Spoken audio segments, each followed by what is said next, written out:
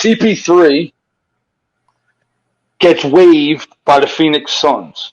Now, it doesn't necessarily mean he's not going to be a member of the Phoenix Suns, but I want you. I know you're a big salary cap guy and all that. What's the ramifications of this in terms of him being waived? I know there's a lot of different options they can do. Does he got waived because he had I think it was a $10 million wave clause, right? So 15.8 million goes into dead cap. So the idea behind it is if they can waive him, and then bring him back for it's like another 12 million or something. There's a way where they can get a mid player exception, so they can bring someone in around like a $12 million contract. But with the new CBA that currently you can't go over certain taxes. So that's why Golden State doesn't really like this new CBA, to where right now, if they don't cut CP3, they literally can't do anything without moving Shamit or moving Aiton's contract. They're just they could only sign. They're capped. Yeah, they'd be capped out. So the idea behind this Chris Paul is hope maybe he gets through waivers and we bring him back. They're also they don't have to waive him yet, so they will entertain trades too. So that's a potential. I'm hearing they looking at maybe a sign and trade with Kyrie, possibly James Harden. They have I don't know what the Suns are. I don't like any of them. I don't like any of them. Exactly, but they have multiple plans this summer. It's not plan A. They have a plan A, B, C, and D.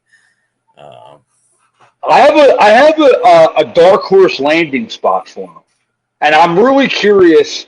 I almost sent you this today in the chat, and I said hard to see where CP3 fits elsewhere. Now, Josh, I got one for you. Tony, I've been waiting all day to tell you this. How about New Orleans? Okay, go back to where he had some success. He brought the New Orleans would be a good spot. They need a point guard. Yo, I even think with how Zion is, we don't know what to expect with them in the future. The Pelicans have a very good team. I'm a huge Pelicans guy. I love their roster. With Brandon Ingram going to FIBA, I expect him to get better and better. I really think the benefit of CP3 with Zion and Brandon Ingram and Trey Murphy's, all them young guys. Yes, Valanciunas is a veteran and CJ McCollum, but CP3 is a very good locker room guy, and I just feel like I don't know, that feels good, doesn't it?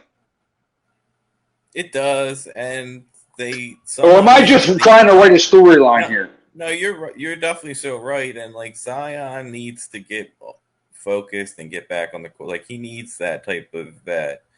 CJ's, head of the players union, and he took over for CP3 or whatever, but he doesn't have CP3. He has a respect level with the young guys. They all grew up watching him. I really like that fit. I really was not thinking that on my team that I was thinking about. It's more of a long shot, but I was saying San Antonio Spurs. You have them come in. They need a point guard position. He will know how to pass Wembanyama the ball in certain spots. Yeah, get him in spots. Mentorship, 1-2 seasons. By year 3, Spurs are definitely going to be competing for a title along those lines. So, I also thought Detroit is if a contending team really didn't want him, Another team I thought of was Detroit because of Monty Williams and because of where the Pistons roster is as in comparison to where the Phoenix Suns roster was when they brought CP3 in. So that was like a long shot, but like when I thought of New Orleans today, I do like the Spurs too.